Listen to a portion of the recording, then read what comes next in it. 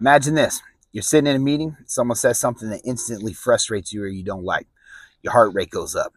You want to snap back, but instead, you take a deep breath, think it through, and respond very calmly. That right there, that's emotional intelligence. It's emotional intelligence at work. So, what is emotional intelligence? Intelligence, or EQ, is the ability to recognize, understand, and manage emotions, both your own and other people's. It's not about suppressing feelings, and it's not about just being nice all the time. It's about being aware of the emotions and how using the awareness to guide your behavior and relationships affects you.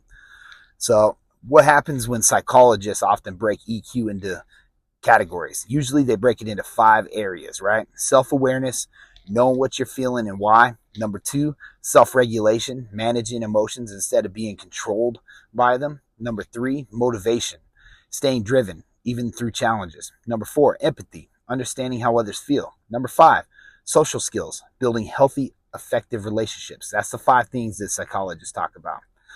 So why is EQ, or why is emotional intelligence important? Studies show that emotional intelligence is often a strong predictor of success, more so than IQ or even technical skills. Think about the leaders that you admire. Chances are they're good in their field, but they also know how to connect with people. They listen, they adapt under pressure, and that's why they're good with emotional intelligence. In everyday life, EQ helps us handle conflict without exploding. It helps us support a struggling friend. It even helps us manage stress when things don't go as planned, which happens every day in life. IQ might get you in the door. Emotional intelligence helps you stay there and thrive. So it's good to have this skill set. It's not just about knowing your job, but having the connectivity. So how can we build emotional intelligence? Let me give you 3 simple practices. Number 1, pause before you react. When emotions rise, even a 2-second or 3-second pause to breathe can shift your entire perspective and thought. Number 2, name what you feel instead of saying, I'm upset or I'm frustrated because this isn't working. Naming the emotion helps you process it. Number 3, listen actively. Next time someone shares something, don't just wait to reply. Try to really hear their perspective. Empathy grows from listening. So that's a skill we have to practice more, is active listening. Like any other skill, EQ strengthens with practice. The more natural it becomes, the more you practice it, the better you're going to get at it. So to wrap it up, emotional intelligence is not about being perfect. It's about being present with ourselves and with other people.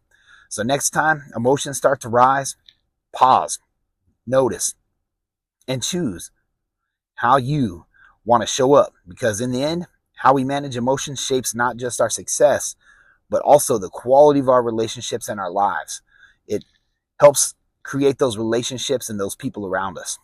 So that's all I got for you today. Thank you so much. That's my 2-bit on emotional intelligence. I hope y'all got something from it.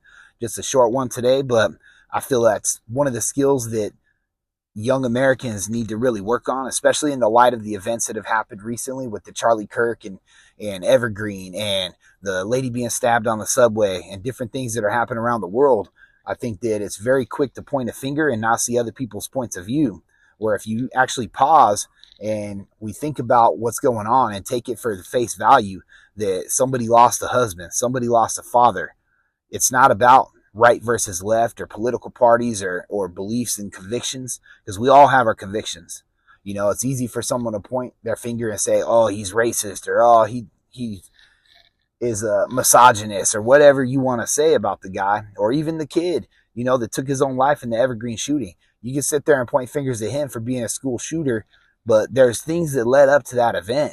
Could have been prevented through emotional intelligence. Could somebody have noticed that in his school, whether it's a counselor, a parent, a friend, even just somebody walking by? So connect with people, practice emotional intelligence. It's a skill that has to be learned. We have to actively listen to people in our lives, right? So how often do you ask somebody how they're doing and they say good and you just let it go?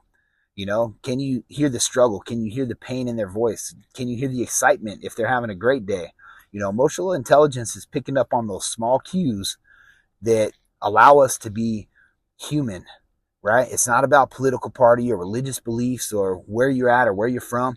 Emotional intelligence is human connectivity, and it's us being decent human beings and listening to each other and learning from each other and seeing different perspectives and being open to seeing different perspectives. So, emotional intelligence, I think, is one of the single-handed biggest attributes of any leader out there in the world today. If you're good with emotional intelligence, chances are you're good with empathy, and you can connect on a deeper level with people around you with all beliefs, whether they agree with you or disagree. I think emotional intelligence helps us with that connectivity to be a leader and stand fast in our convictions, but also be open-minded to other people's points of view as well. So I'm gonna leave you guys with that. It's a good skill to work on today, and definitely active listening goes along with emotional intelligence. So I hope you guys have a great day, and I'm out.